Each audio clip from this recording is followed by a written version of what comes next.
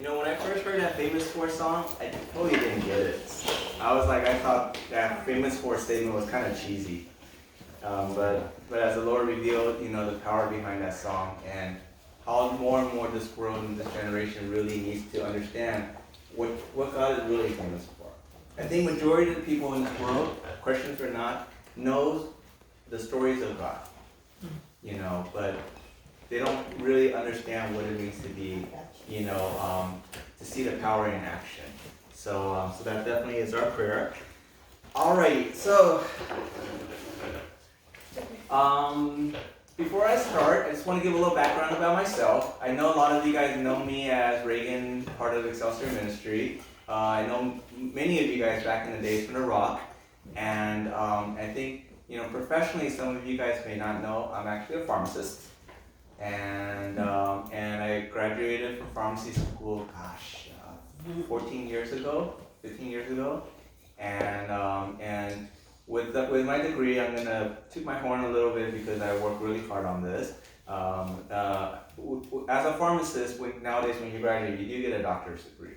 Okay, so please do not go ahead and call me Dr. Reagan. I don't need that. But I think sometimes people kind of forget. They think of just medical doctors, physicians as doctors, and they kind of forget, we work hard for our degrees to take care of our patients as well. And I work for Kaiser Permanente. I have been doing so for over 25 years, and currently I am a supervisor for ambulatory care pharmacy services, and over at Kaiser in Downey service area. So what does that mean, ambulatory care pharmacy services? We have highly trained pharmacists that takes care of people's chronic diseases. Okay, so for example, if you have diabetes, hypertension, and dyslipidemia or high cholesterol, another way, high blood pressure, high cholesterol, high blood sugar, we have a pharmacist that could just go and say, hey, you got these problems. Your doctor referred you to me. Let's go ahead and let's work on it. Let's get your medication going. Okay. In my years of being a supervisor, I have seen some really good people, and I have seen some scary people. And thank God, God has really protected me from the really, really nasty ones, okay? But, as we've been going through this journey of talking about God's economy, as we've been going through this journey of really re-looking at Christians from a different perspective, different lens, our core team kind of said, hey, Reagan, you were talking about that story about, this work story. I thought that was pretty interesting. Why don't you share with people about, the workforce? What does it look like for a Christian in the workforce? And what I'm going to talk about today is probably stuff that you guys heard from some perspective or another, but I want to throw a couple of, interesting nuggets at you guys today. Okay? And let's go from there. All right? So, why work? Does anybody have a job? Okay. So, a job doesn't always have to be one that pays a salary every week, every 2 weeks, or every month. Okay. But it's important for all Christians to know that we have to work. Okay. And here's here's a list of some of the verses that talks about working. Okay, very early in the beginning, Genesis 2:15. Genesis 2:15, the second chapter, after God went ahead and created everything, guess what he did? He put man to work. Okay? Then the Lord God took man and put him in the Garden of Eden to work it, and take care of it. Okay? So he got probably a really, really, really good French benefit package. I mean, dude, the whole entire Garden of Eden is yours. You can eat anything there. I think that's a pretty good benefit package. And your boss is God. I mean, come on. Your boss is God before sin came into man. That's got to be pretty awesome. Okay? And here's a couple of other verses. You will eat the fruit of your labor. Blessings and prosperity will be yours. Psalm 128:2. Those who work their land will have abundant food, and those who chase fantasies have no sense. Proverbs 12:11. And the sluggard's appetite is never filled, but the desire of the diligent are fully satisfied. One who works and be able to produce, that bring great satisfaction. Okay? Now, with this kind of on the side and saying that, we do need to go ahead and work, okay, let's go ahead and talk about preparing ourselves for the workforce. Okay? Now, this list looks a little bit different from what most of you guys are used to. Most of you guys, if you go into career counseling, how do I get ready for the workforce? The number one thing they're going to say is, well, let's look at your education. Let's look at your past experiences. Ooh, you don't have experience. Okay, but what volunteer work have you done? And then all of a sudden, it becomes of who you are and what your worth is. And let's go ahead and find something that matches that. Okay? But today I want to talk about a couple of things that is a little bit different. Number one is, not just what we have done in terms of our work, but really understand who we are as we enter into the workforce or as we are in the workforce. And then I want to talk about generational identities. What does this really mean for us? Because, like it or not, you are being judged by this generational identity as you come into the workforce. Okay? And then lastly, we're going to look at the Bible and look at a couple of really, really good employees in the Bible. All right? Are we ready for this? Yes. All righty.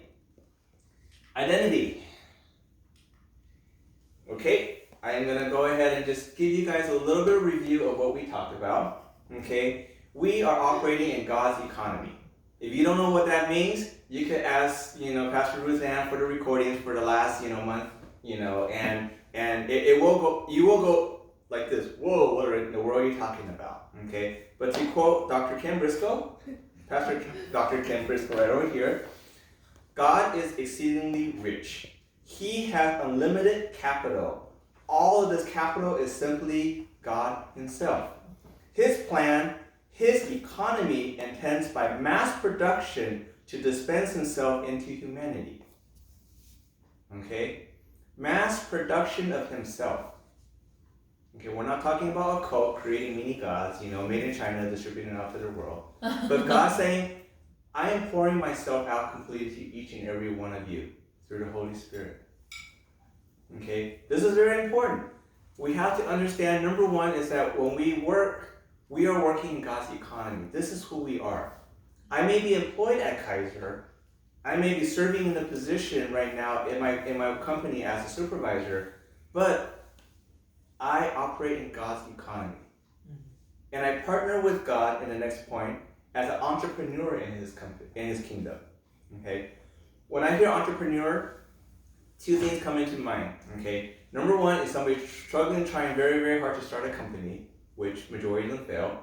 Or two, somebody with a bunch of money and say, I'm going to go ahead and get a Starbucks, or actually a McDonald's franchise, or Subway franchise. And I'm going to be an entrepreneur and go out there and make all this money, right? But when we are partners with God, it doesn't matter what position we hold. Some of you guys might look at me and say, oh, Rainy, you're a supervisor. Let me tell you, it is a horrible position.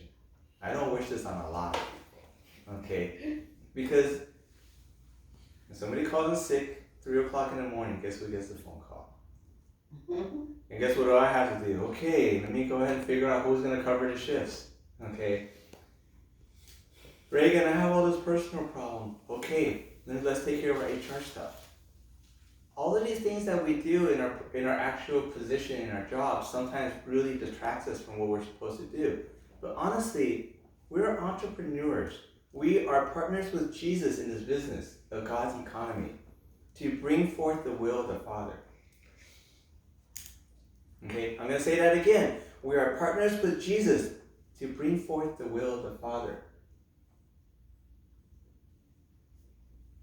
Now, isn't that a pretty cool job description?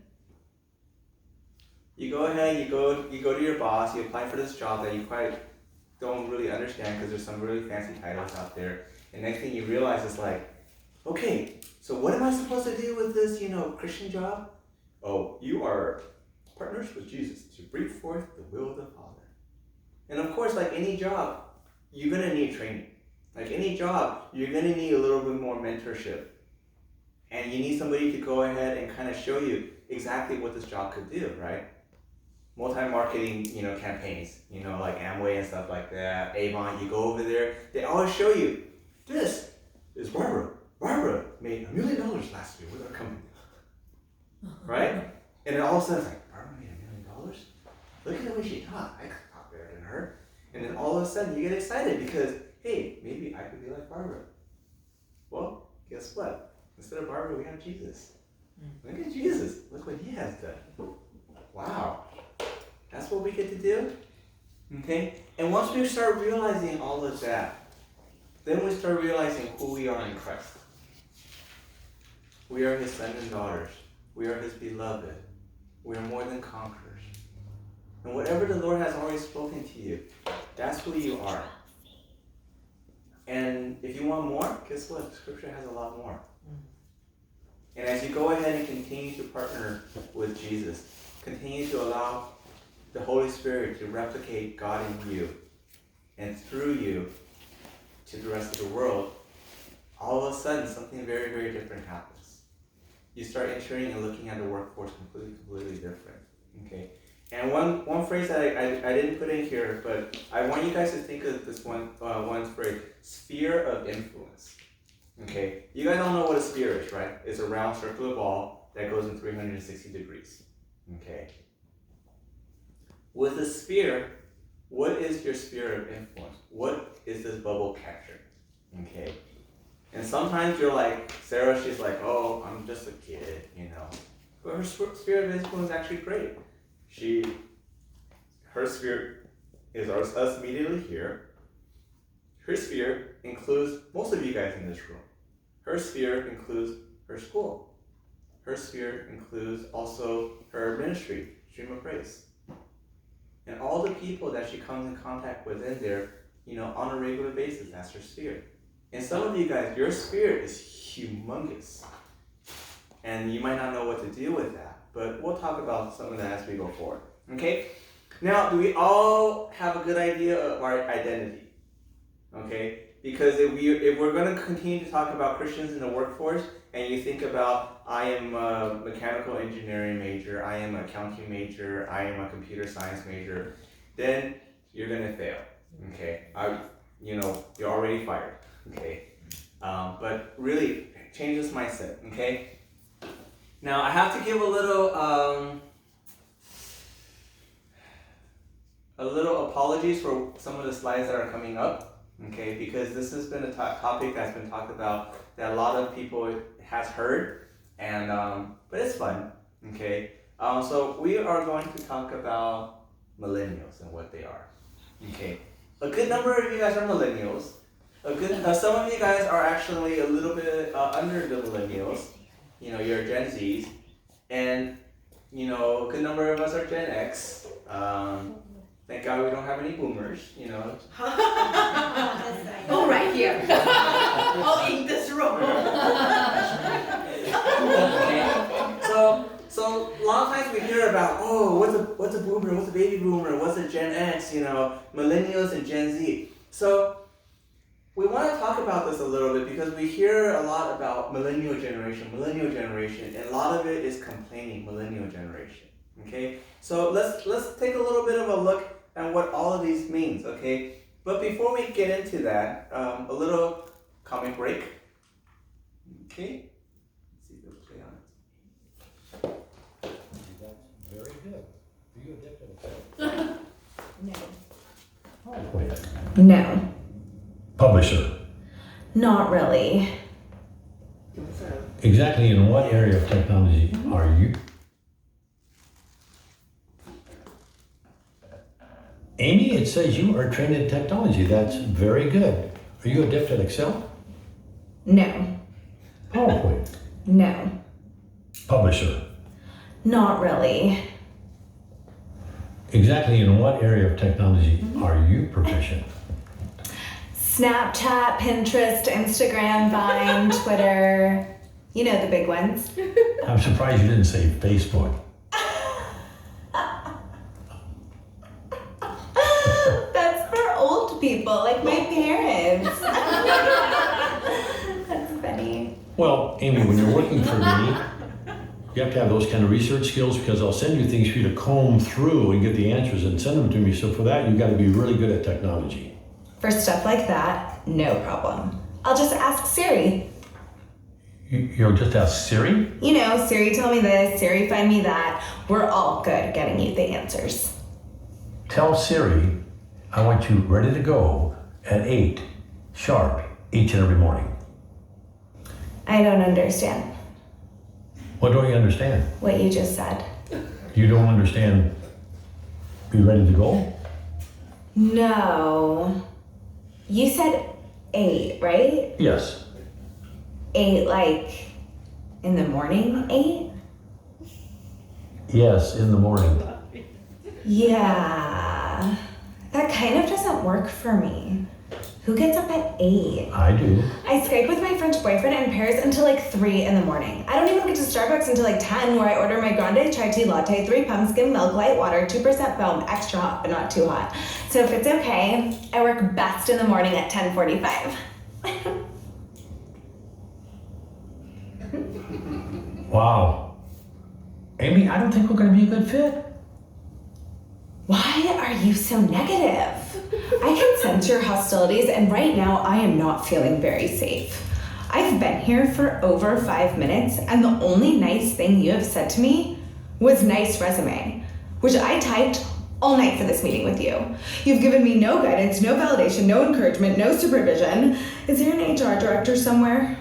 HR director? Yes, I need to speak to someone. I may have to take off today as a mental health day. Take the day off. Amy, look at me. You don't work here. Are you firing me? Okay, yes. She didn't get hired.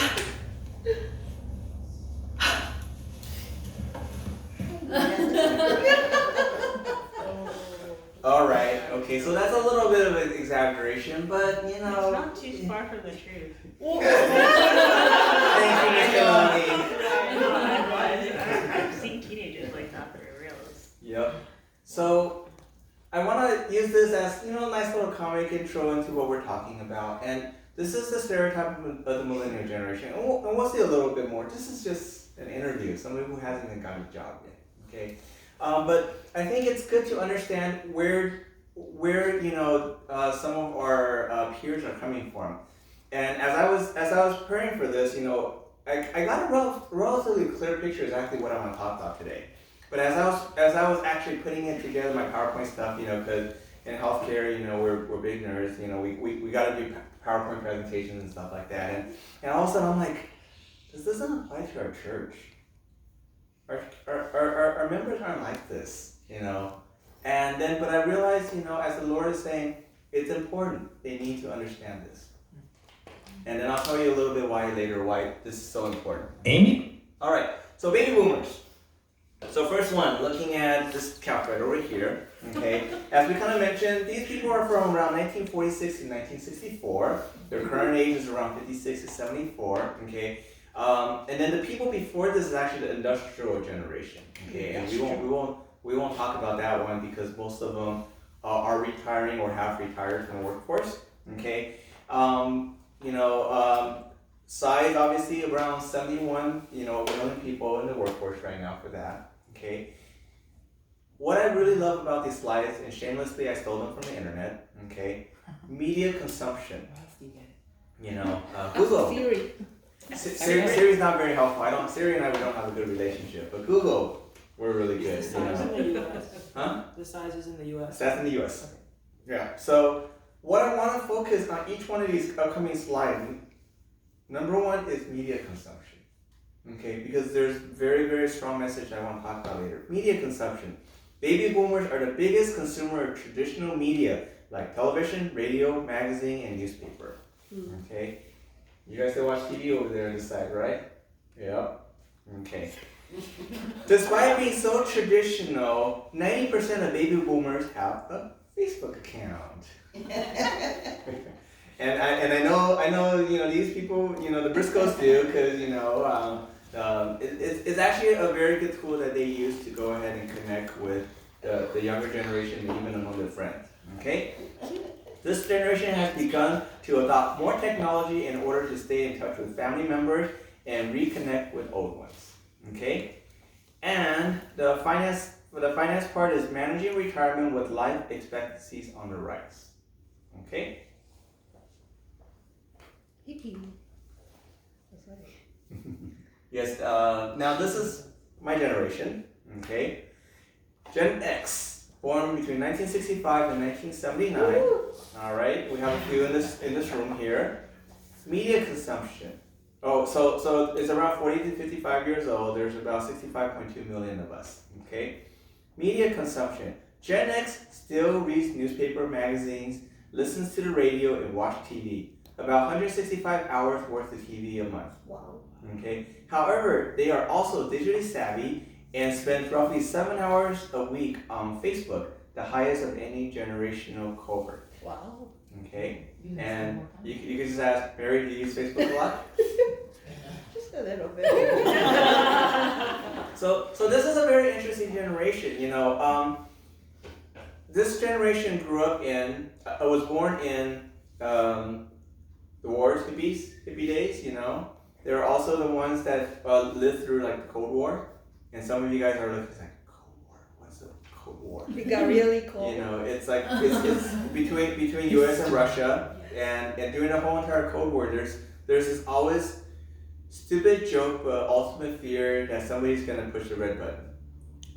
Okay, the phone's gonna ring and somebody's gonna push the button, and we're talking about the button to nuclear arms, nuclear missiles. All right, finances. Interestingly, we are carrying the highest debt load while still raising children and saving for retirement. So average of about 142,000. Okay. Now some of you guys might think, no, that's not a lot of money, you know. But this is once again average among the whole entire all the Gen X. And a lot of this actually has to deal with mortgage. It is one of the biggest source of the debt load for this generation. Okay. Next. Oops. Went too fast. All right, millennials, also known as Gen Y. Is there a reason what Y stands for? It's just it goes in order X, Y, and Z. Yeah. You're after Generation X. Okay, but what happens after Z? Jesus. Hey, That's what I said. That's exactly what I said. That's where we're excited. Okay. This looks like somebody in the room right now, you know, but just kidding.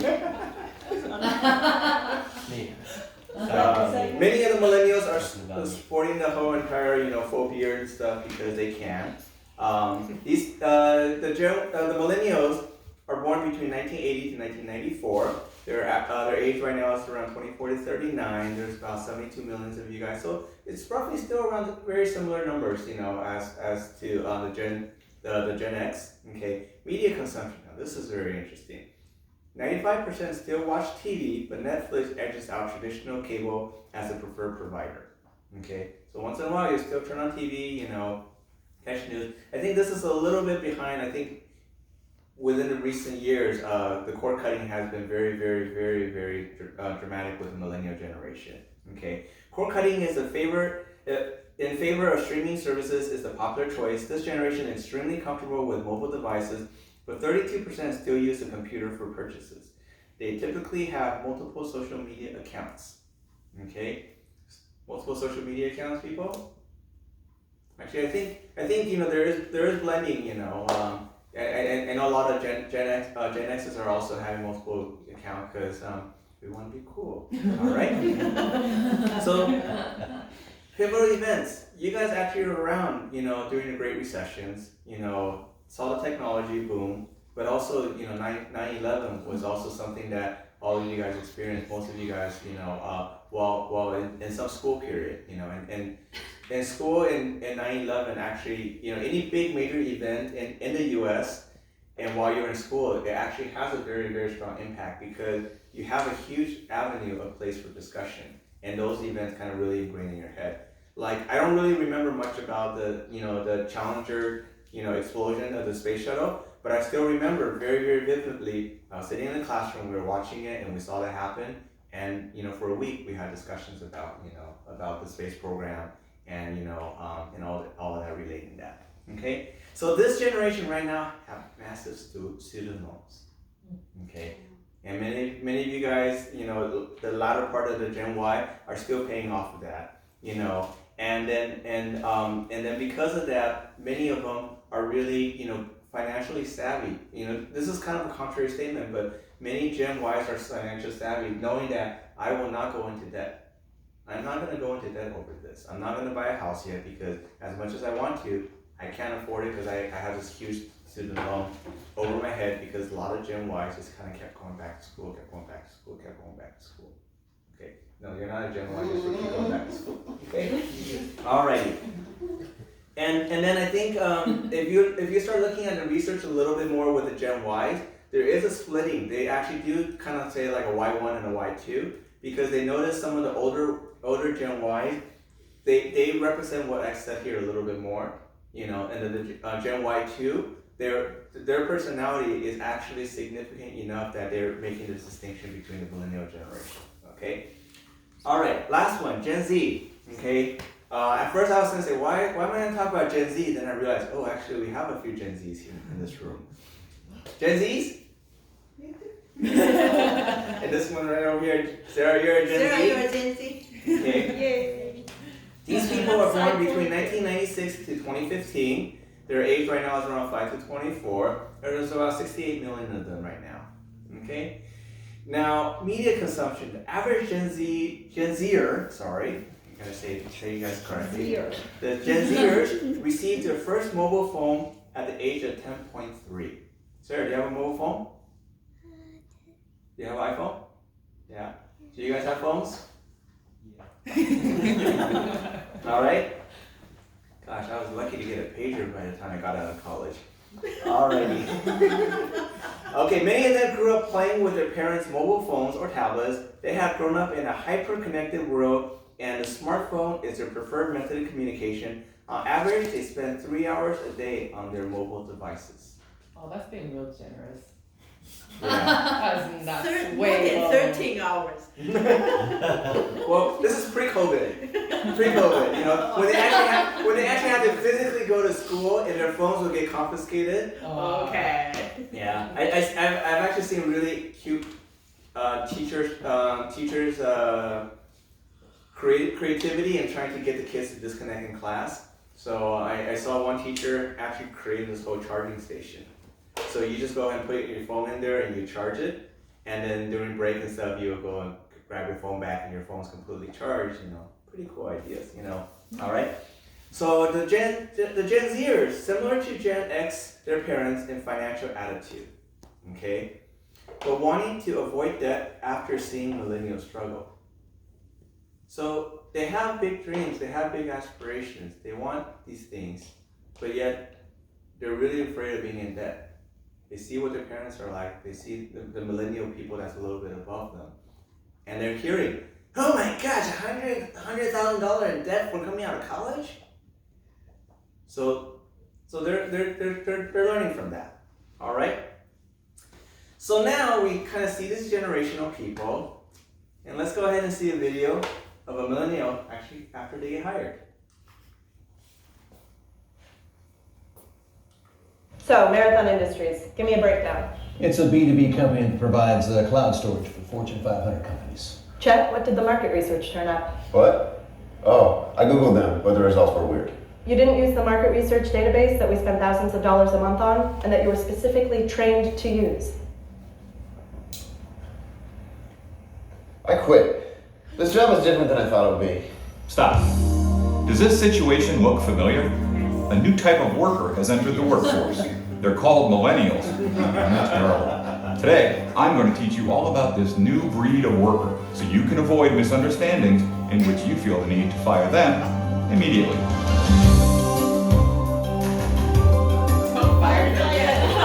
In the first reimagination we just saw, Mary makes the classic mistake of not reassuring Chet while offering overflowing amounts of praise. Chet, you were so smart to use Google. That's the perfect way to start the research. You're so smart. Great job. So the conference call is scheduled for 10:30, so that we're on the same page. Let's do a pre-call about 9:30 a.m. I don't understand. Noodles. No more. 9:30. Cheryl Sandberg here isn't aware time exists before 10:30 a.m. To her generation, there's a mysterious dead zone after 4 a.m. and before they stroll into work 40 minutes late with their iced coffee. So take that into consideration for scheduling. It's very difficult for me. Fine, I'll take the call myself. Oh, thank you. Nailed it. Here's that report that you asked for. Thanks.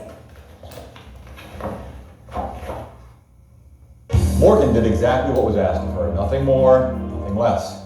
She expects a raise and promotion. Thanks.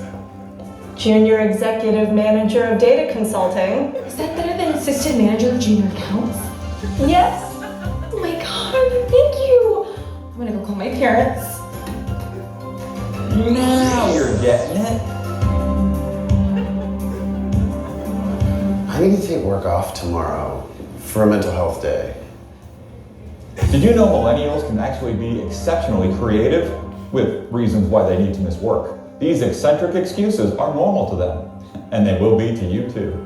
Sure, that's a normal thing.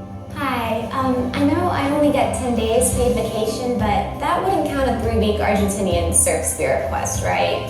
No, why would it? Oh. Why don't you go home early today? That's it. Any questions? Why even hire millennials? Oh, right. Well, millennials comprise 19% of the workforce. If none of them worked and their parents supported them, it would cripple our economy and China would take over. So unfortunately, it's your civic duty to employ them. Trust us, we want to fire them all too, but we can't.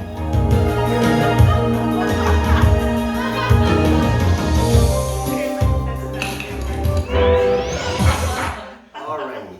I know people like that. I know. So for people, so for some of us that work among a lot of people, we see, just like Kehlani says, we see people like that, and we know people like this too, and that's why when we watch stuff like this, it's humorous to the point of truthfully humorous. Okay. Now, why am I taking our precious time on a Sunday morning talking about this? Because, well, number one, we all need a good laugh, right? But we're laughing at the expense of millennials. Okay. Now, one of the things I want to talk about, I want to talk about millennials a little bit more because this is the largest group of people we're going to be encountering that we still need. There's still a lot of work that needs to be done. Okay. But one of the, as I was watching a lot of different, as I was going through training with a lot of different millennial videos, there was a TED Talk that talked about millennials put on by a millennial. And, she did a very good job, laughing at her generation. But interestingly, she says, as we're talking all of this stuff about millennials, if you look through history, when Gen X was coming out, the industrial and the baby boomers were saying something very, very similar about us. Okay. Now, I'm pretty sure if you start talking about baby boomers, even the earlier generation had very, very similar stuff to talk about by the generation that just coming into the workforce. So, though we're picking on millennials, this actually applies to all generations. And as we look at our upper generation, or as we look at our lower generation, it's really important to realize, number one, stereotypes are not always true, but there is a lot of truth in them. And we need to not totally hang on to it and then say that's them. But we also need to realize there are truth in it, and how do we work within that environment? Okay. So as we take back with all this humor back into why we're talking about this, we are God's entrepreneurs. We're out there. We're doing business, right? I'm about my Father's business. And as we go ahead and do that, it's very important to know who our customers are. Pastor Kenny could probably tell you, a lot of people that he works with, you got to do market research. You're not just gonna go say, yeah, I kind of like this corner over here. It's like right down the street from my house, so I'm gonna start a business right there, without knowing who your competitors are, who your customers may be, and what do they really like or what they don't like. Are they Democrats? Are they Republicans? Are they rich? Are they poor? Are they willing to spend $5 on a cup of coffee, or are they more happy with a $1 cup of noodle? all this stuff we need to understand as we do business. And in the same sense, we need to understand this as we relate to the people around us, especially in the workforce. Okay? So why does it matter to learn all these stuff about the millennials? Okay? Well, millennials, when they're asked about work, what do you want? They want to work in a place with purpose. They want to make an impact. And they also like to have free food and beanbags to sit on. Okay? So what happens? They go ahead, they get a job, and then they want these things. Okay? They go ahead and get a job at Google, at Apple. Google and Apple actually has their own cafeteria where food is free. Yes. Free meals. SpaceX. A friend of one of my colleagues, her husband was hired to work for SpaceX as an HR person, and you know what his job was? He got called in by a senior executive member. Okay, and he's like, "Oh boy, am I in trouble?" He's like, "I have a very important task for you, and I think you're one of the few people that can make this happen." And he's like, "Okay, great." He wants me to go in and steal a very, very important researcher from let's just say another company, right? He says, "No. This whole entire what did they call it? Froyo? I keep hearing about this whole pinkberry stuff, so I want you to go ahead and make it happen. I think our people will be very happy if they have their own frozen yogurt stand in our cafeteria." Okay, seriously. He was under so much pressure that he was thinking he was going to get fired if he wasn't able to get that running. So this is what companies are doing to try to make it satisfying for these millennials that are very, very smart, very, very talented, think outside of the box. But when they come in and they start having these things, they realize they're still not happy. Okay? There's a lot of movie kind of mocking this kind of generation. They go in, the leader goes up, rah, rah, rah, rah, rah, and they get really happy. And then they go back and they do the work. They're kind of monotonous robots. They get happy once again when they all hang out over in the cafeteria. They're talking. Some of them even have free beer, beer on tap. They just go, "Oh yeah, happy hour all the time." They sleep over there. They play games, when someone enjoys this, go ahead, get together. I think, Joshua and Joseph would love this. I mean, it's just total game room, right? Whatever, connect the games you guys want to play and fight and all of that stuff. It's all there. Call of Duties and stuff like that. But yet, once they go one step further, they realize something is missing, okay? And what I'm going to share right now is going to be a little bit weird, because here we are on Sunday morning. I'm going to share something totally from the secular world, okay? And so, as you hear this, allow the Holy Spirit to speak to you and filter out whatever does not need to be heard, but really for it to be highlighted, because the world does a lot of research, and the person that I'm going to be kind of highlighting over here, Simon Sinek, he is very well known out there. He's one of those people that could get top dollars for speaking engagement because of what he knows with regards to workforce motivation, and then he's also cracked the code on why companies like Amazon and Google, Amazon and Apple really, really, really, really works. And some of the marketing aspect. Why? Because he understands the people that all of these things are reaching to, whether it's work or whether it's consumer. Okay? This is what he says, factors impacting the millennials, this generation. And there's 4 things: parenting, technology, impatience, and environment. And we're going to break through this, and I'll go through this a little bit quick for the next section. Okay? Parenting. All right, something that parents don't want to hear. This is parents, usually they are, late baby boomers or early Gen X's. Okay, these parents failed on many different parenting strategies. During this age, a lot of psychology came out, a lot of different ways to talk about how to raise a child. And there's a constant reinforcement. You're excellent, you're special, you're good. what do you want? No problem. Mommy get it for you. It's like, oh, that? Yeah, Daddy was never able to have that. I'll buy that for you. And before you know it, they become, some people would say, it's a real spoiled brat generation. You know, if you talk to some of the older generation people, they're saying, millennials, they're spoiled. They got horrible attitudes. They think they're something. They're always thinking they're so important. They always think they know it all. Okay? Why? Well, when you couldn't get into that honors class, when you couldn't get into that school, what happens? Ooh, Mama Bear starts making those phone calls. Why can't my kid get in there? Why can't my kid in there? What's wrong with my kid? Why do you think my kid's not good enough?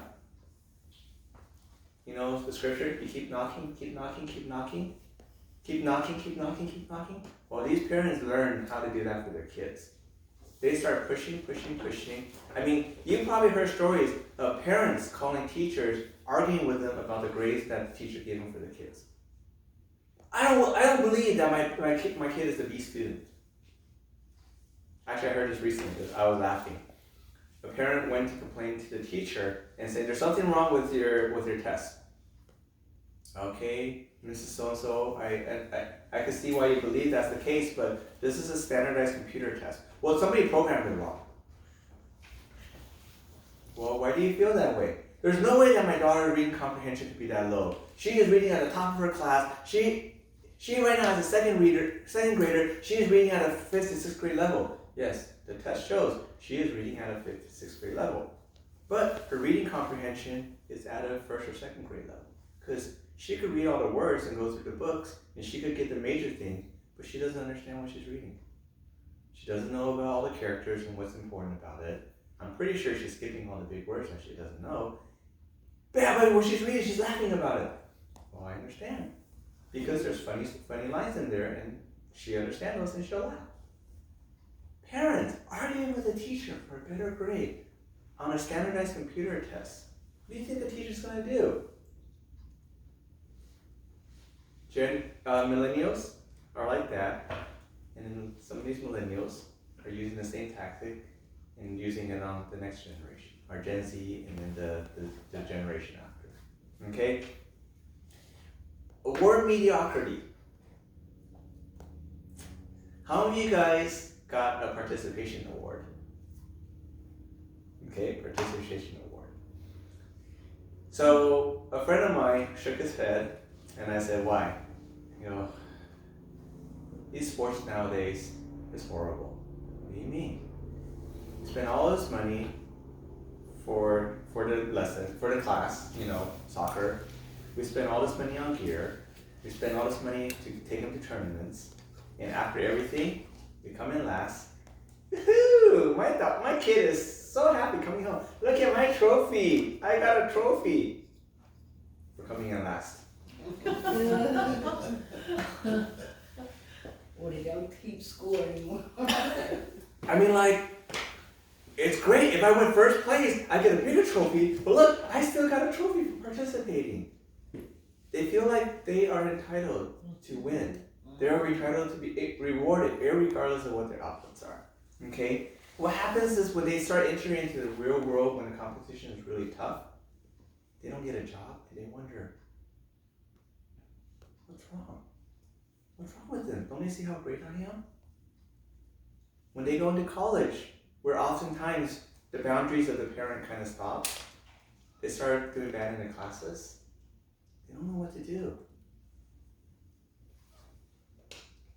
And then all of a sudden, they get crushed, their self-esteem drops, and then they start thinking, maybe there's something wrong with me. There it is, but is it really their fault though? Okay, next part, technology. This part I'm going to go through pretty quick because I think most of you guys understand this. Okay, how many of you guys ever put a picture of yourself with a filter on it? And how many of you guys have no idea what I'm talking about, filter? All right. So it's kind of very scary, you know. My boss showed me this one video. It was really, really funny. It's like you see this picture. It's like, wow, really beautiful girl. And all of a sudden, this person goes like this, and it becomes a guy. Oh. Becomes a dude. And they yeah, come back that's over. the Snapchat filter. Yeah, they have these filters where you just make yourself like a really beautiful girl, but you don't know who's actually behind it. And this one guy did it on purpose, and he's like, just like totally talking about as if you want to, trying to sell himself as if you want to go on a date with me, and then he purposely move around a lot, and then you start seeing the guy's picture, Filters. This is what this generation is really learning, okay? When something comes up, put on the filter. I have a breakout day of, whatever, put on a filter. Oh gosh, my bags, put on a filter. Okay? Whatever goes on social media, filter on life now. I'm having a bad day, filter. Things are not good. My parents are going through a divorce. Let me put a filter. Let me drop a note of a happy song that I'm at. We're not gonna go ahead and post all the bad stuff on social media. It's always going to be filter whatever is good. Because when people look at me, I want them to see me smile, happy, happy. And then, as people, your friends, as a friend, I look at it and I'm like, dude, I know Barbara's going through some stuff, but Barbara's handling it really well. Look at all this happy stuff. I'm just going through this. All right, happy. Filter. And before you know it, this generation, whatever they're posting, it's always filtered, What's going on? Oh, everything's good. Really? Everything's fine? Yeah, it's like, not bad. Often it's hard, through technology, all the impact of it, it's really causing people to not being able to talk about themselves. And why is this? You guys heard about dopamine, right? All of you guys took some type of psychology course. They talk about dopamine as one of the neurotransmitters that come out. Dopamine is this exact same thing that gives you a high, okay, as if you were doing drugs, drinking alcohol, gambling. It's very, very similar to epinephrine, except epinephrine usually is released through very, very high impact stressful stuff. Whether it's exercising or whether it's being scared, stuff like that. But dopamine is something your body automatically releases as a reward. Okay, and Simon Sinek he's notorious for actually this whole entire section. If you want to ever read up more about this, why do you want to buy an apple? The people who think Apple is the best thing in the world. Why are these people willing to drop $1,000 every year when a new iPhone comes out? It's because something iPhone does, it triggers this dopamine thing. Bam, you're already hooked. By the time that you're thinking, well, maybe this year I won't get one. And then you start going through withdrawal because I need a dopamine hit. I see Ruth down over there with a new phone. Oh, she's trying to figure out those functions. I'm going through withdrawal. I need it. I need that phone. A little bit more on a regular daily basis. How many people, when you post something, you enjoy getting that like, that heart? That kind of feels good, right? Well, as this generation grew up with, initially with Facebook, and I know they transitioned out of Facebook really quick because that wasn't cool, but these social media with all the likes, the thumbs up, the hearts, every time they look at it, they see it, boop, dopamine hit. Every time they post something else, boop, dopamine hit. And they start wanting that, desiring that. And then if you guys want to binge on something interesting on Netflix, Social Dilemma, it totally talks about this, It just talks about how a whole entire social media campaign, marketing strategy is to get adolescents hooked on this so that they will spend more time on social media. I post something, ooh, that only got me 10 likes today. What am I going to post that's better than that? Because that was only 10 likes.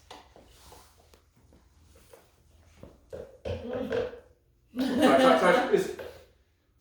I did it from the wrong direction. I showed my chin that was really bad. And what happens to this generation? Dude, is that a new zit you got? Ooh. The effect of a negative comment. it is so devastating for this generation. You know, to the point that how do they recover from that? They don't go around and say, "Hey Judy, so what do you do when you get bad comments?" No, it's shameful to get a bad comment. Sometimes you might go, "Oh yeah, don't worry about Bob. You know, Bob's a hater." Okay, all right, okay, I won't let Bob bother me. Oh, but John said the same thing too. My hair, do I need to change my hair? It's very, very devastating impact of what technology is doing to this generation. And then as a result, it causes a generation where friendship becomes very, very superficial. Okay? And friendship is not really developed, it doesn't go deep because, you know, excuse the, you know, Facebook, you know, phrase, but it's so easy to just unfriend somebody. Right? In our days, you don't get along with John, oh, that's ugly. You gotta deal with it. Yo man, why don't you make that phone call? I mean, literally, like, you know, the bromance is there, right? There's deep relationship. But nowadays, it's kind of like, well, what the heck? Barbara unfriended me? Well, shoot, I'm gonna unfriend her too. And on top of that, Barbara's really down with, you know, Sandra. I'm gonna unfriend Sandra too. It's just like there really isn't that need for really working things out. Why? Because, heck, you got 500 friends. You got 500 connections. Why do you care about 1, 2, or 3? So this is the type of people that you guys might not be, but this is the type of people that we're surrounded by, you know. And I think a couple weeks ago we were talking about gamers, right? Gamers are kind of like countercultural because they spend so much time on a game, they actually do build that deep relationship. You know, it's really, really crazy because one of Mary's cousins got married last year, right?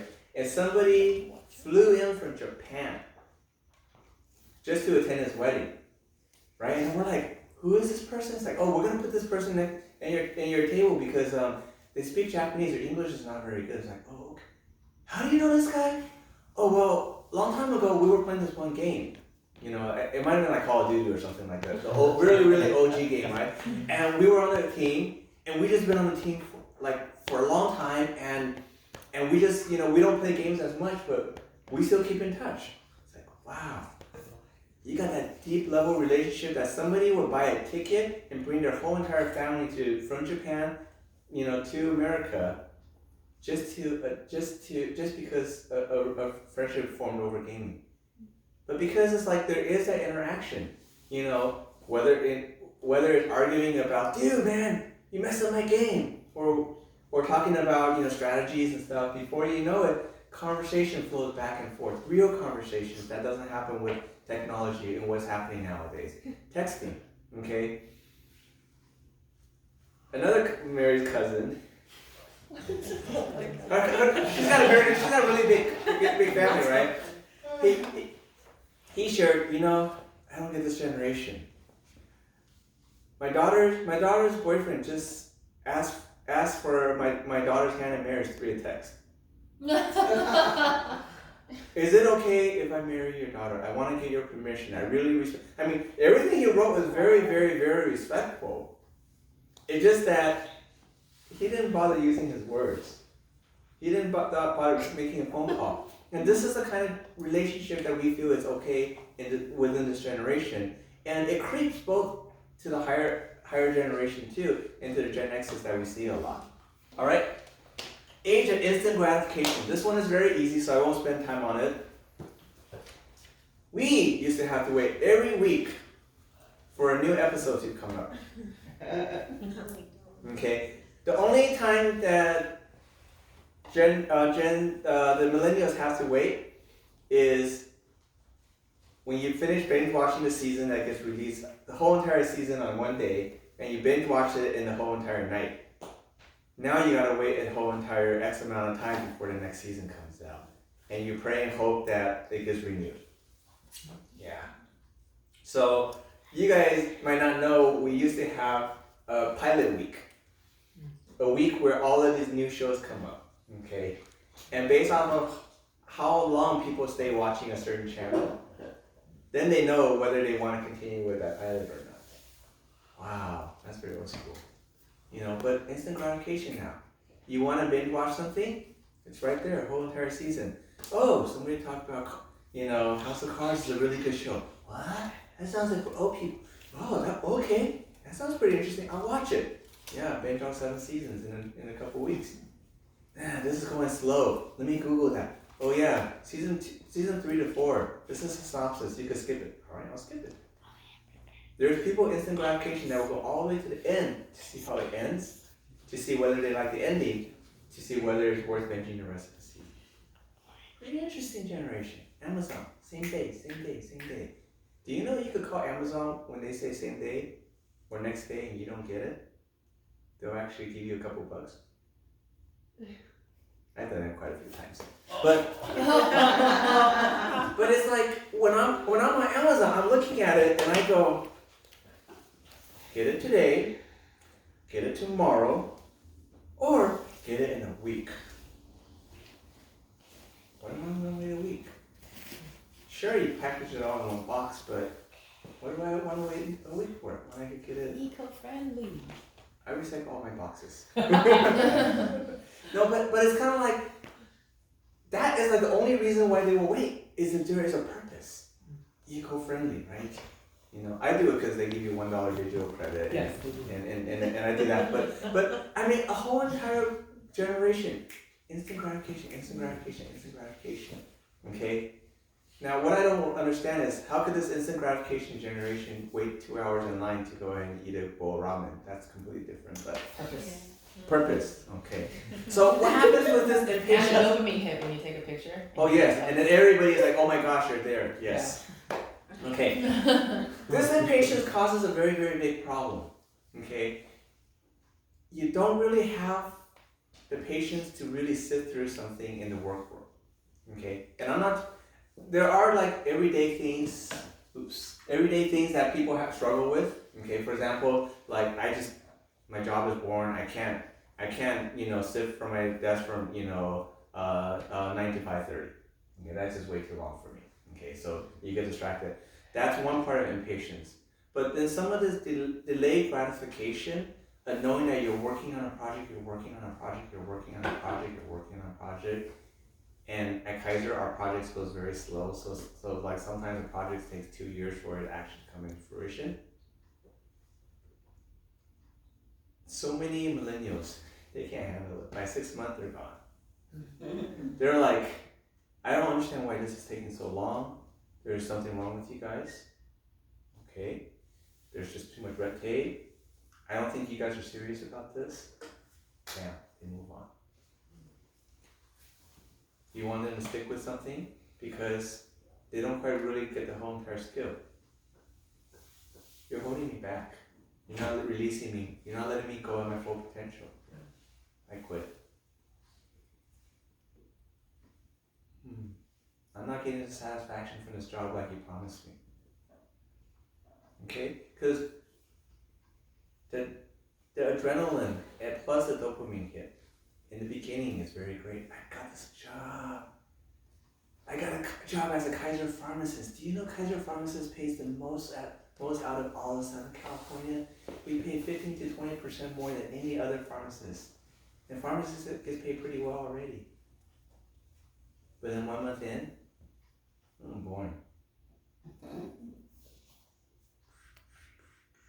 Count the pills. Really boring. Well, you did go to school for that, right? You went through all of your clerkships and you know this is what it is. Yeah, I don't think this is a good fit for me. I'm gonna go find a different kind of job. Okay, you've only been working 6 months. Yeah, that's enough. I can't wait any more time doing this. Jumping. Never really persevering. Never understanding why you don't really like that job. So that you're able to jump to a job that's better. Okay, these are some of our peers. And the real danger of this is that as this cycle continues to go, some simple consequences, you just dropping out, you're missing. Some more severe ones, start realizing maybe there's something wrong with me. There isn't joy, there isn't satisfaction, that leads to depression, suicide, isolation, lack of connectivity, you know, and I know like Bonnie and Laverne always talks about this, you know, why are people not connecting? You know, why are good people actually choosing to kill themselves? You know, and sometimes this connectiveness has to do with a lot of the stuff that we're talking about over here. Okay, work environment. I'm going to be guilty of this one right here. Work in the corporate world is brutal. And we talked about if you have very bad parenting and then you start working in this very brutal society, it's very bad. Okay, majority of the people that are higher up in these organizations, they're us. We don't get you guys. Okay, we see you're lazy. We think you're not productive. We think you're distracted. And all the other stuff that you saw in the video, right? That you need to be baby, you know. I was actually had a training to teach me how to be more affirming, okay, to this generation. But at the end of the day, when you turn in something and it doesn't meet the deadline, I'm not gonna be happy. I'm gonna go, hey Judy, how's that project coming along? Oh, it's doing good. And then, and I see this a lot with, you know, we train residents and pharmacy students, right? And we talk about this project, and I'm like, oh, it's good. You need help? You need direction? No, it's all good. And then what happens? 1 week before the project is due, and then I get scared. Like I go, let's show me what you got so far. And I look at it and I go, what the heck have you been doing all this time? Or I said, I asked you to do this, and you're giving me this. Well, that's what you said. No, I said this. Well, you weren't very clear. I asked you time and time again, how is it going? You're saying it's fine. Then I realized in working with this new generation, I have to change the way I talk. Hey, let's talk, let's meet. Share with me what you have been working on. Damn, they start sharing this. Wow, this is very good, you know. But for this section over here, I think what we really want to do is steer them back towards the right direction. But we had to learn this. We had to learn how to work with this generation. And if we don't, we end up crushing the millennials. We start making them feel like they're wrong, they're a failure. And like that video, you know, the guy who Googled it, I'm crushed, forget it. This is not what I signed up for. I quit, right? And that guy might have been really, really brilliant. We don't know. But when he goes back home, what is his mentality? What is his heart? What is his thinking? Okay? And as a result, we have a work environment, we have an environment, whether it's at work or even, you know, in relating to like church. I mean, I hear this often, you know, with the church group too. It's like, man, we don't know what to do with these kids. Back in the days, you just say, go ahead, volunteer, right? And automatically they start doing, you know, things, you know. And Rachel could probably attest to a lot of the, you know, church volunteers that you get, you know, in the younger generations. Like, they need so much guidance to the point that you really feel like, I don't need your help. I can't handhold you. I can't keep saying, great, you know. It's like, I mean, literally, I have helpers that I had to spend more time and energy on, and I'm going to use the word babysitting, not teaching, babysitting them and reaffirming them than that I do the actual kids. You know, it's like, what are you doing running around with the kid? Horse playing with them. They're 2 and 3-year-old. You're supposed to calm them down, you know, stuff like that. And as a result, it's very hard for leaders and for bosses to really spend that time because they're busy with their things. But still, our consequences of impact on this generation is very, very, very, very severe. Okay. Now, wrapping up our discussion about this before we go on to looking at a couple of good role models for Christians. Okay. Self-examination.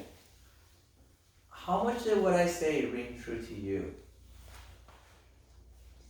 You know, and like I said, even though this is focused on millennials, this doesn't stay within millennials.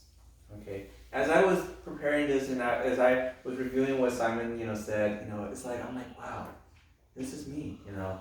When AOL first came out, you guys may not even know what AOL is. When AOL came out, that dopamine hit the Generation X so hard that parents locked their kids in the pantry.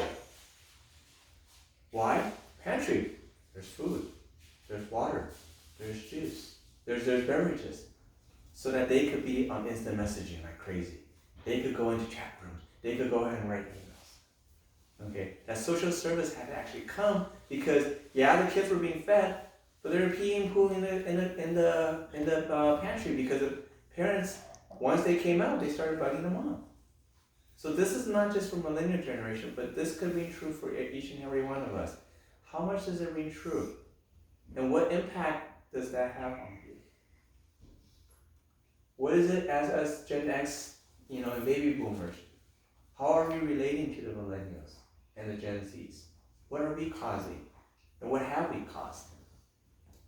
And what are we going to choose to continue to cause? Okay? And obviously, it's not just what we're thinking over here, but what is the Holy Spirit highlighting for us? And as you start hearing that, really think about it. Is this an area that I need to stop?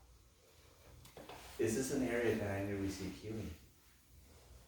Is this an area where I know somebody is stuck in that and they really need help? And if they really need help, how do I help them? And all this really, really, really boils down to time, connectivity, and making that investment. Okay. And Simon ended with this phrase that I really, really like, make sure you're happy in real life, not just social media. And if we know people who are not, and you know this, it's like people who's going through a tough time, but then we go ahead and look on social media the whole entire time. Wow, happy. Okay, here's another sign, sometimes you see your friends all of a sudden just drop out of social media. Those are warning signs. That's actually a very, very, very scary warning sign. When all of a sudden they stop posting. And when the Holy Spirit brings that to your attention, do you just go, oh, I haven't seen Bob posted in a while? Or does the Holy Spirit stir and say, maybe I need to send Bob a text. Maybe I need to give Bob a call. Or even, maybe I need to stop by Bob's house.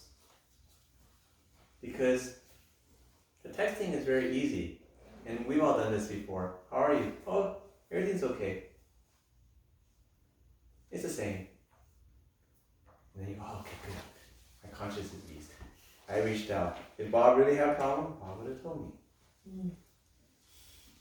But this millennial generation, sometimes they don't really know how to post, I'm not doing well.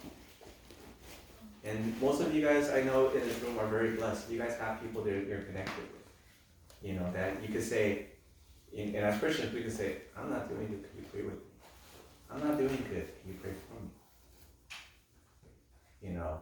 I'm struggling, XYZ, But our friends, our coworkers may not have that luxury.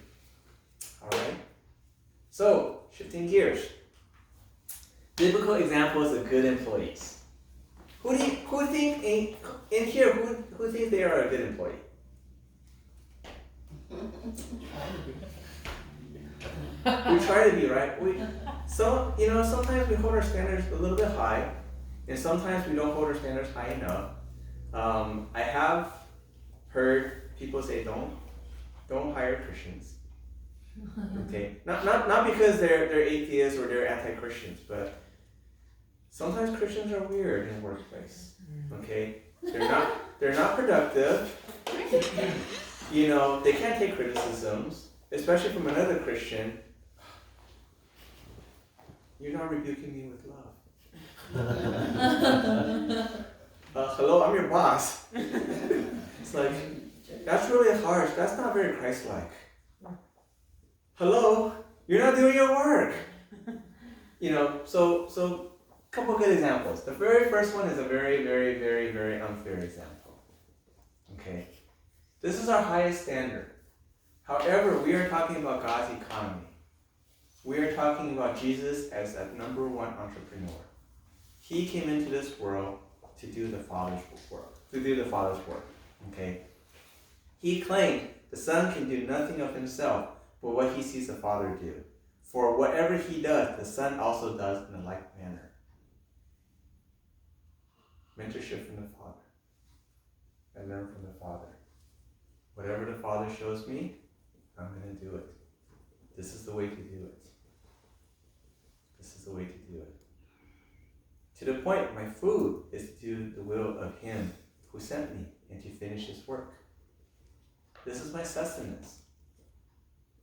Obviously, Jesus is not saying that that's the physical food, but this is the thing that drives me. This is my salary. This is my bonus. Is to be able to do His work and to finish it. Okay? While I was with them in the world, I kept them in your name. Those whom you gave me, I have kept. And none of them is lost except the son of perdition. And he was lost because so the scripture may be fulfilled. Jesus' self-evaluation. Annual report. Self-evaluation. I had lost none. After this, Jesus, knowing that all things were now accomplished, he said, "It is finished." And bowing his head, he gave up his spirit. He knows his job.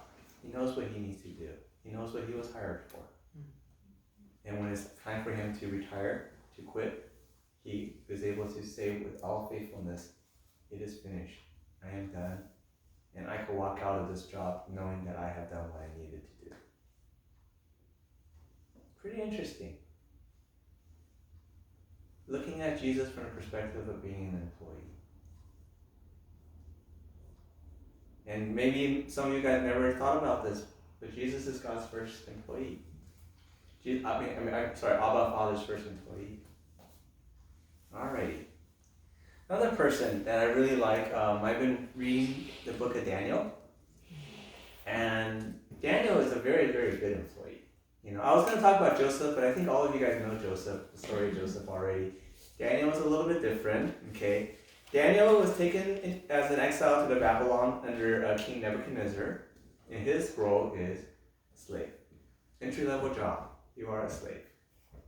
Okay? Regardless of what you have done before, you are a slave.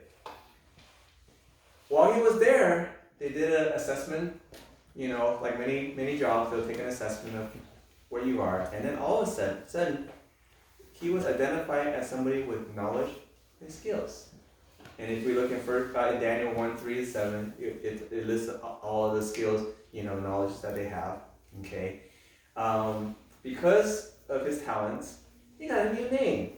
He got a title, Belteshazzar.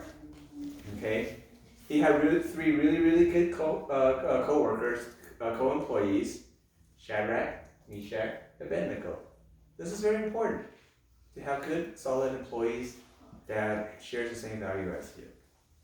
Okay, during this time, Daniel purposed not to defile himself with his delicacies. And because of his determination, he started a franchise called the Daniel Fest. Still going on today. Pretty neat, huh? And Daniel, he had very, very special talent. Like, a lot of really good employees, there's something that they're very good at, understanding in all visions and dreams. And what's really, really cool was that he had a very determined practice that he did all the time. People that succeed always has a routine that they do.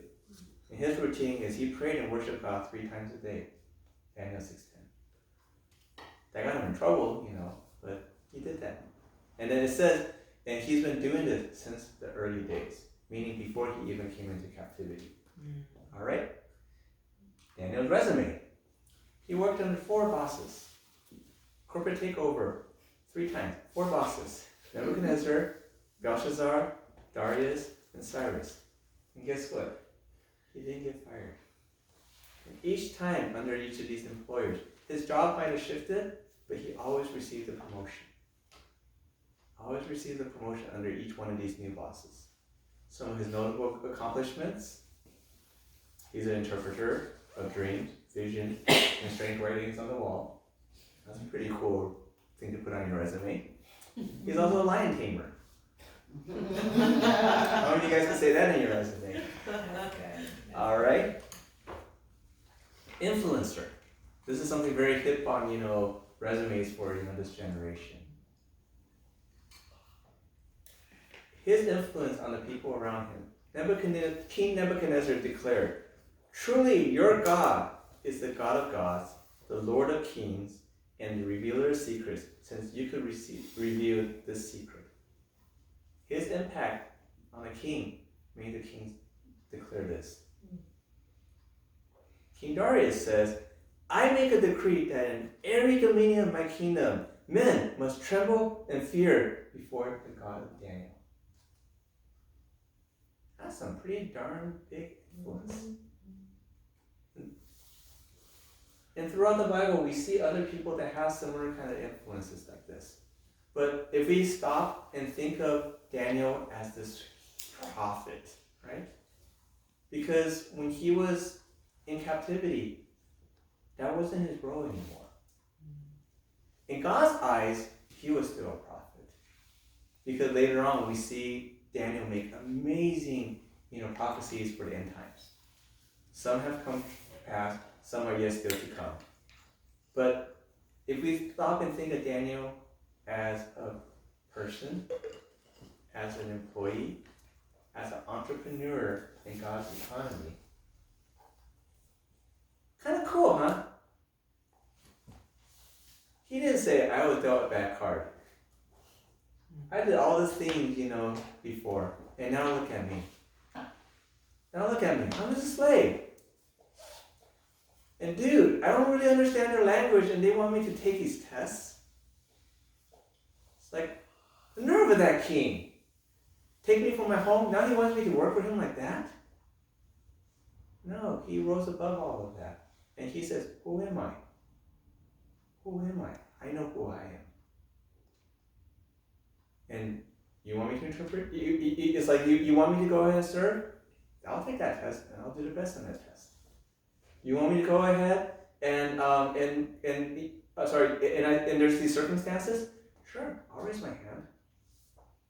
I'll put myself out there and say, I can take on that problem. Give me some time, let me work on it." And he goes back and not only just goes, "All right, let's see. But the king is like this, he was sleeping like this in a dream." No, see God. God's economy. Let God pour out.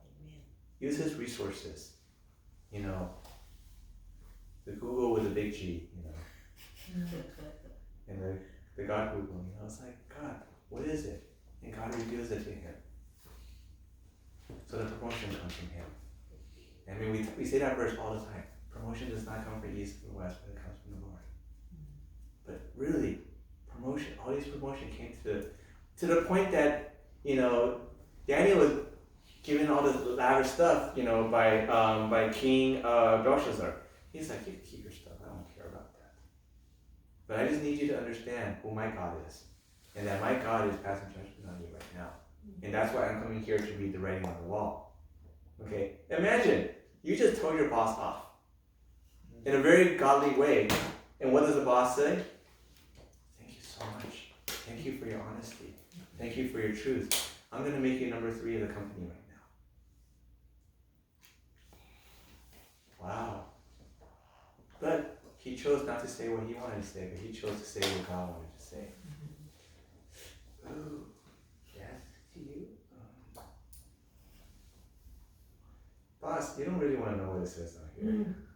I know what it says, but you really don't want to know. Because, you're a total jerk and everything like that. But I can't say that about you. You're going to get fired. And not only are you going to get fired, you're going to get sued by a company, and you're going to go to jail, and you're going to rot in jail. Essentially, that's kind of what happened. That's what Daniel interpreted the writings on the wall. And this comes from Daniel chapter 5. But he said, "I don't care about riches. I don't care about promotion. You call me in, I will know what it says, and I will tell you the message of God." Crazy employee, because he wasn't working for any of these kings. He was working for God. All right? I'm going to end with a couple more verses. Whatever you do, work at it with all your heart, as working for the Lord, not for human masters, since you know that you will receive an inheritance from the Lord as a reward. It is the Lord Christ you are serving. We hear the first part a lot, right? Whatever you do with all your heart. Work as if you're working unto the Lord. Do it unto the Lord. Do it unto the Lord. Do it unto the Lord. But we forget the verse right in front of it. Verse 22.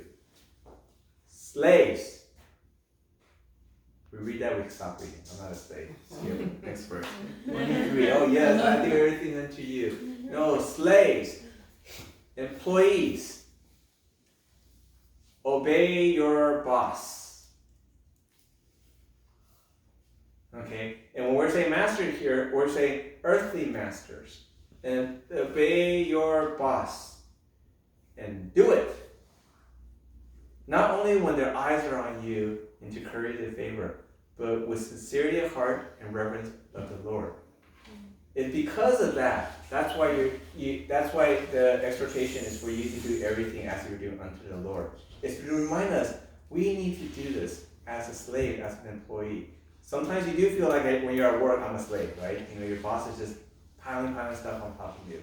But we do it not because we're trying to impress the people. We do it because we need to go ahead and say that I am his agent. I am an entrepreneur. I am God's employee. And when they go ahead and evaluate me, they're not just evaluating me as Reagan as a supervisor of pharmacy, but they're evaluating me as Christian, God's entrepreneur in his economy. We're all working in this position. And trust me, they know you're Christian. And they're going to place that as part of their model of who you are. You may not think you're millennials, you may not act like millennial, but they're going to say, you're a millennial. Okay, you're a baby boomer. This is how you think. This is how you act. When you go ahead and do just that one little thing that matches the what we call maps, okay? There's a map of how everybody should act. When you go ahead and you act in that manner, you see, that's, regardless of how much, Bob says he's not a millennial, but you see right there, that's totally millennial attitude. And he said he's a Christian. Oh my gosh. Okay? Wages. We're going to talk a little bit about wages because wages touches on something about fair and not fair. And you guys know about the parable of the workers in the vineyard. This comes from Matthew 20:1-16. Okay? And when I read the story, I didn't like the story. Okay? Landowner goes out early in the morning to hire people. Wage, 1 denarius. Okay? Early in the morning, that's around 6 a.m. Okay? He gets some day laborers.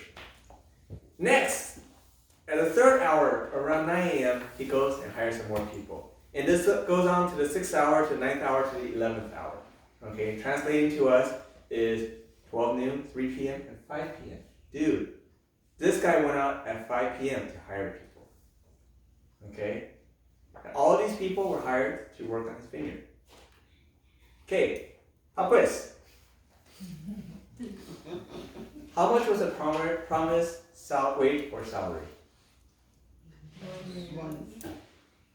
1 denarius. Okay? Promised wage, 1 denarius. Do you think it's fair that everybody got 1 denarius?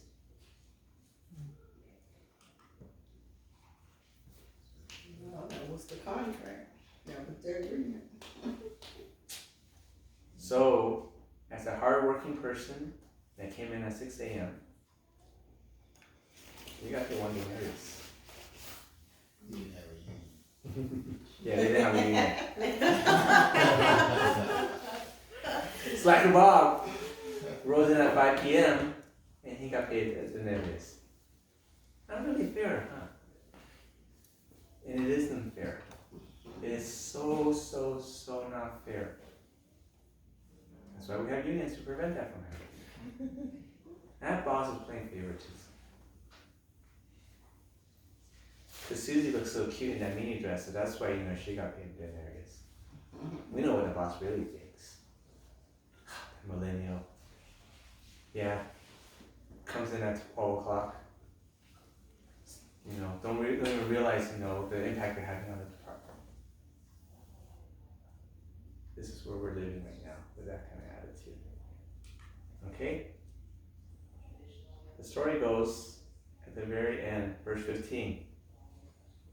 The landowner says, "Don't I have right to do with what I want with my own money? Or are you envious because I am generous?" And before that it says, "Have I wronged you? Have I not paid you for what we agreed upon? You knew at 6 a.m. I was going to pay you 1 denarius." Now, in management sense, we wouldn't do this because what would happen was nobody would start working at 6 a.m. Everybody would start working at, and then the union would, it's like, this is the world system. But truly with us in our attitude with work and with the people at our work, we have to have this attitude, God called us to do a work. And it doesn't matter how straight or how crooked our boss is. At the end of the day, it's their money. Okay? Like some certain things that Kaiser does, I really, really, really shake my head on. But at the end of the day, it is the company's money. Okay? I was talking to IT, they go, yeah, there's so much waste going on. I go, what do you, it's like, give me some examples. I like hearing stories, right? He says, yeah, how when you come down to my office, there's that cage over there? It's like, yeah. Like one time the whole entire cage was filled with brand new computers. I go, oh yeah? Let me get one of those. Yeah, it's going back. Like, what do you mean it's going back? Well, the lease ran up. But they're brand new computers. Yep.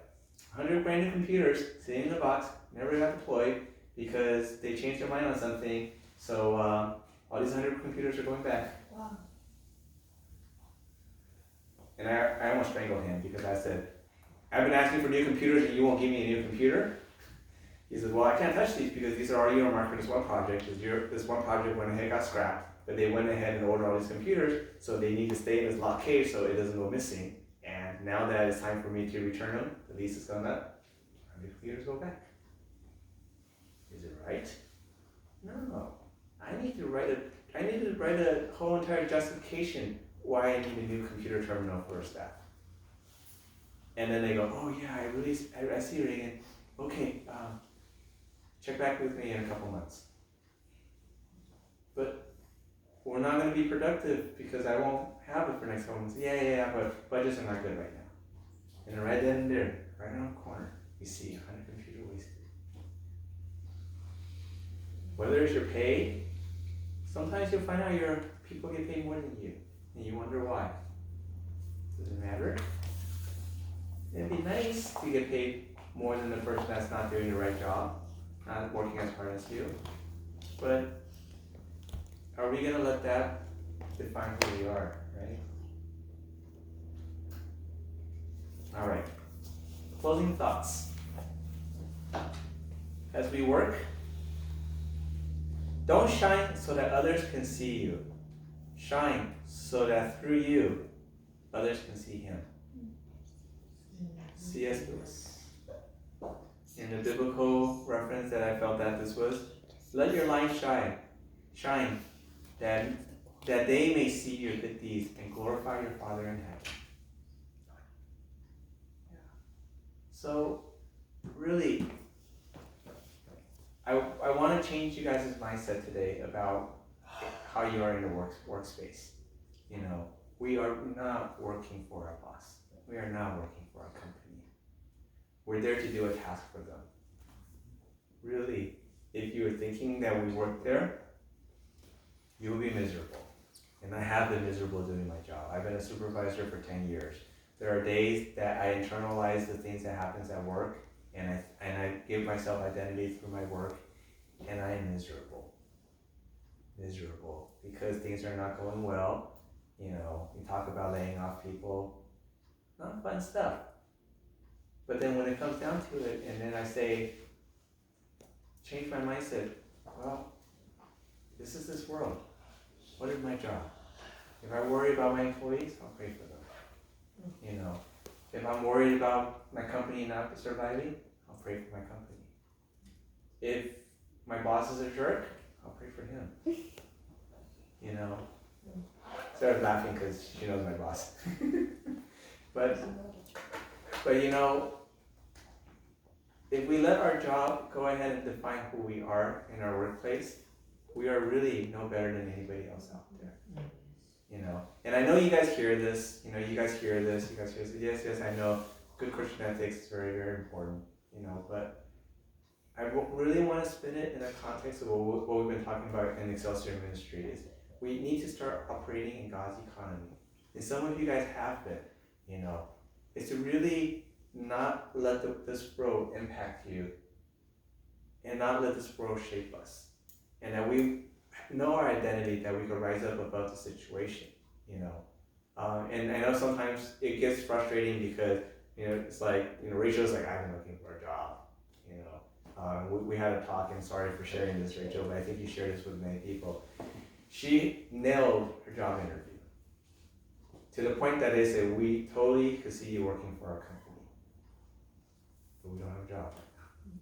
We're not hiring, we can't hire anybody right now, you know. And Rachel could go back and have the attitude and say, heck, then why did you waste my time? That was the first thing that came to my mind. It's like, why did you interview me if you don't have a job, right? You know, but at the same time, it's like, okay, let me start thinking about what does God want to do with this. And you know, when Rachel and I, we had a couple of interesting talks. It's like, all right, you don't have money to pay me? Then hire me and don't give me a salary. Weird thought, huh? How many of you will actually go and do that?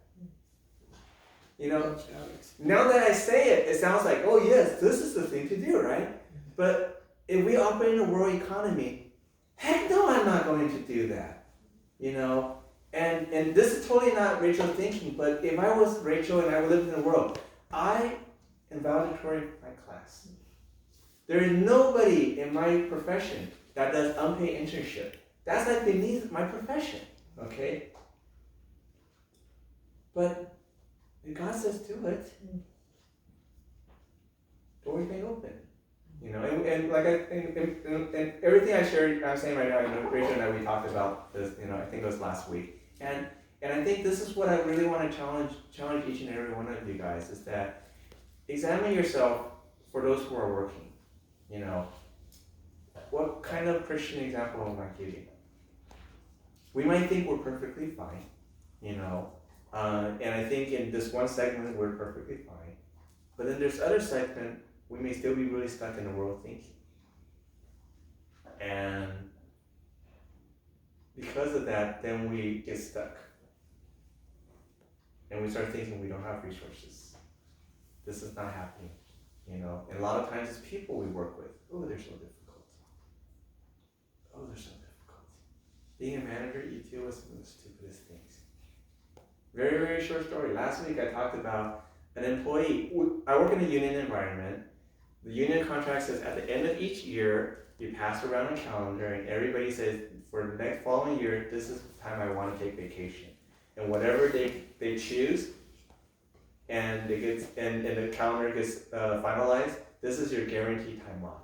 Okay, I could have 0 people working except that one person. I still need to give that person that time off.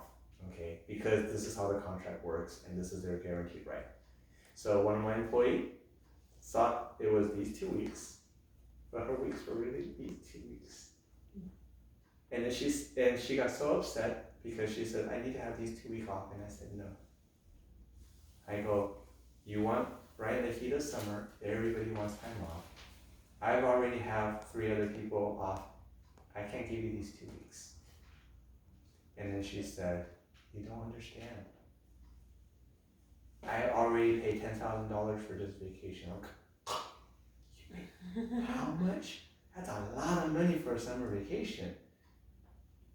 Another part of my head says, you stupid idiot. If you're gonna spend $10,000 on something, I make sure I book in the right weeks, you know.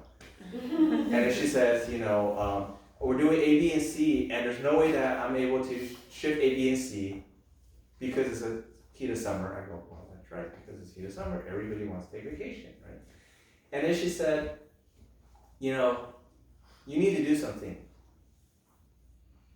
Why do I have to do something? You made a mistake. It's your mistake.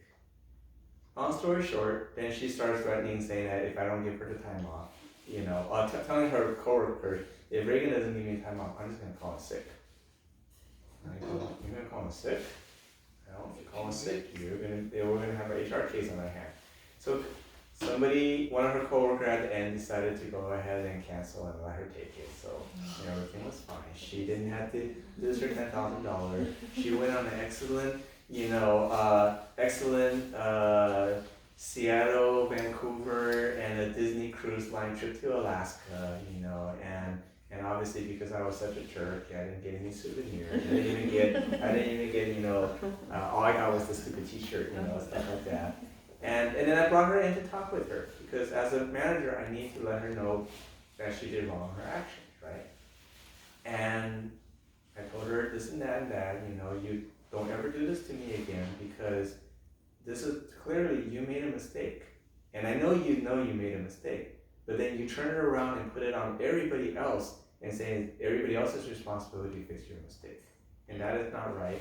The stress that you caused the whole entire department, people were divided. All this stuff, this is not right. This is bad for team morale, okay? And then at the very end, I told her, and I heard, a lot of people were mentioning this, is that you were very frustrated that you said you were gonna call out sick. And then she was kind of like, oh, how do Reagan know about this? And I said, and if you actually did that, then we have an HR case on our hands. And you would have gotten written up to including termination. Okay. Wow, that's bad. Now she's not a Christian. The Christian person at this time should be, I am so sorry. Please forgive me. Really recognize the wrong I did. And that was very, very dumb of me to mention that I was going to call us sick for that. Okay? But person just said, okay, sorry. Goes back home that day. She's older, she's Gen X, so she went on Facebook. It is so sad to know that you're dispensable.